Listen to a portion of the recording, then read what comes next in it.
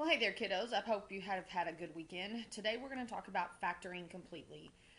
We've been factoring for all week last week. That's all we did was we factored, and we factored all kinds of ways. But when we got down to the end, we were either factoring using the box method or we were factoring using the grouping method. But either way, we were factoring.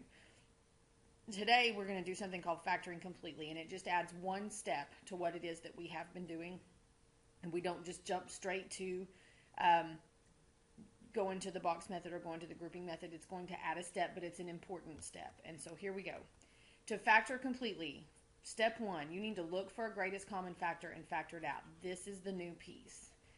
You need to look to see if your polynomial has a greatest common factor other than 1. If it has a greatest common factor other than 1, you want to factor out that GCF and then write down what's left.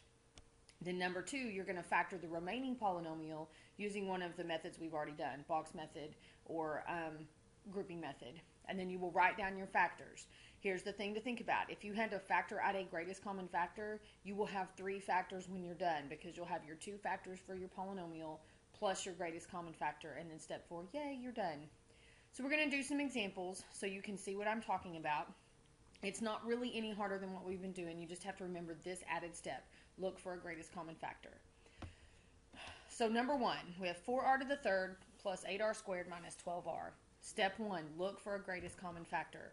Well, the greatest common factor between 4, 8, and 12 happens to be a 4, and they all also have a r in common, so I'm going to factor out a 4r. What's left after I factor out a 4r, well, 4 divided by 4 is just 1, and then r third and r, I still need r squared. 8 divided by 4 is 2, and I need an r so that I can make an r squared. And 12 divided by 4 is 3, and I've already taken out the r, so I'm done.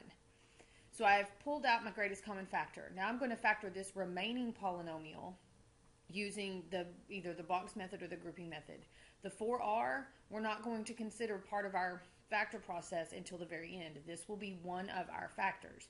So for now, we're going to pretend it's not there. We're just going to factor this r squared plus 2r minus 3. So I'm going to make my t and my x so that I can factor. Well, 1 times negative 3 becomes negative 3r squared. And then 2r is the number in the middle. So negative 3 is what I'm dealing with. Well, the only 2 factors of negative 3 happen to be 1 and negative 3, or negative 1 and positive 3. Well, the only one of those 2 numbers, the only set of the pair of those numbers that adds up to make 2 is this one right here, my negative 1 and my positive 3. So negative 1r and 3r are going to be my magic numbers. And I'm going to group instead of box method this time. So the 4r we'll use later.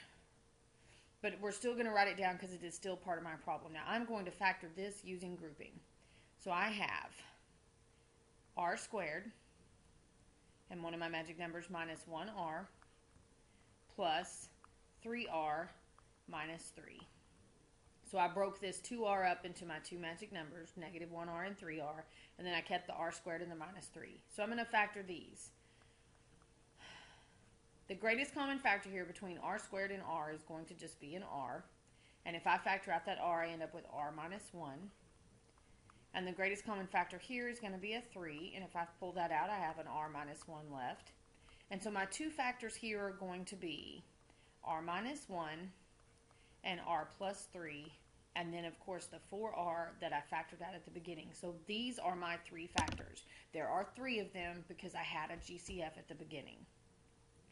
That's factoring completely. If you don't go through this process, you're going to try and factor this, and if you use the grouping method, you're going to end up with 2 sets of parentheses that don't match, and you're going to wonder why, and it's because there's a greatest common factor that has to come out first. So let's do another one. I have 8x squared plus 8x plus 2. Step 1, pull out a greatest common factor. Draw a line here. The greatest common factor for 8, 8, and 2 is going to be a 2, and that is all they have in common, so I'm going to factor out that 2. And if I factor out a 2, this becomes 4x squared plus 4x plus 1. Now I'm going to factor this, and this time I'm going to use the box method because I used the grouping method a minute ago. And so I'm going to draw my t and my x. Well, 4x squared times 1 is just 4x squared, and the number in the middle is 4x. So my factors of 4 are 1 and 4 and 2 and 2. Well, the 2 that add up to make 4 happen to be the 2 and the 2. So here are my magic numbers. So I'm going to draw my box. I'm going to keep the 2. It's going to be part of my answer, but for now I'm just going to draw my box so I can factor. I apologize for the ugliness of the box. This is what goes inside the box. So the 4x squared goes first, the 1 goes here, and then I fill in my 2 other places with the 2 magic numbers, my 2x and my 2x. So the greatest common factor for this row is 2x, and for this row is going to be 1, and for this row column is going to be 2x, and this row is going to be 1. So my factors for this problem, from the box I have 2x plus 1 and 2x plus 1, and I have the 2 from my greatest common factor. Those are the factors of that problem. Now, another way to write this, because when I multiply something times itself, it's the same thing as saying that thing squared. So I could also just write 2x plus 1 squared, and then my GCF of 2. Those mean the same thing. It does not matter which one you write down. Neither one is incorrect. But it's just so you see that it can be written both ways. There's factoring completely, so let's do a couple more. This one isn't even a trinomial, so I wouldn't factor it using the box method right off the bat anyway. But I'm still going to see, is there a greatest common factor? Then let's see, I've got a 36 and a 4. Well, 4 will go into both of those, so I can factor out a 4. I can also factor out an A because they both have an A. So if I factor out the 4A, I'm left with 9A squared minus 1 because there's my 4A. Now, I can factor what is here. I'm just going to have to rewrite it so that I can. I'm going to rewrite this as 9A squared plus 0A minus 1. So I have that number in the middle. And then I can still factor using any method I want. So I'm going to make my t and my x. 9A squared times negative 1 becomes negative 9A squared. And the number in the middle is 0A. So I need a negative 9.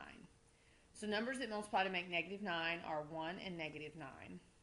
Negative 1 and positive 9, or 3 and negative 3. Well, the only ones that add up to make 0 are the 3 and the negative 3, so I have 3a and minus 3a. So we will group. I have 4a. This becomes 9a squared minus 3a plus 3a, because that makes 0, minus 1. And now I'm going to group. So the greatest common factor for this first group here is going to be 3a. And if I factor out a 3, I'm left with a 3a minus 1. And the greatest common factor for this second group is a 1, which leaves me with a 3a minus 1. And so my two factors are going to be 3a minus 1 and 3a plus 1, and of course the 4a that was the GCF at the beginning. So that is factoring completely. Now the next problem. There are two reasons I want to pull out a GCF. Okay? First of all, there's a greatest common factor between 2, 8, and 42. 2 will go into all of those numbers. Second of all, the number in front of the a squared, the leading coefficient, that first number you see, happens to be negative. And it's okay that it is, but we prefer to factor out a negative if there is one in the leading coefficient because it makes it easier to factor. So we are going to factor out not only the greatest common factor, but we're going to factor out the negative greatest common factor so we can take care of that negative right there. So like I said, the greatest common factor of 2, 8, and 42 happens to be a 2, but I'm going to factor out a negative 2 so that I can take care of that negative right there in front of my a squared. So if I factor out a negative 2, that leaves an a squared here. But it is going to change all of my other signs. So it is going to make this minus, because a negative times a negative makes a positive. And so this becomes 4a. And it is also going to make that a minus, because a negative times a negative makes a positive. And this is going to be 21. So now I have a squared minus 4a minus 21. And I've got to see if I can factor that remaining polynomial. We'll do box method again.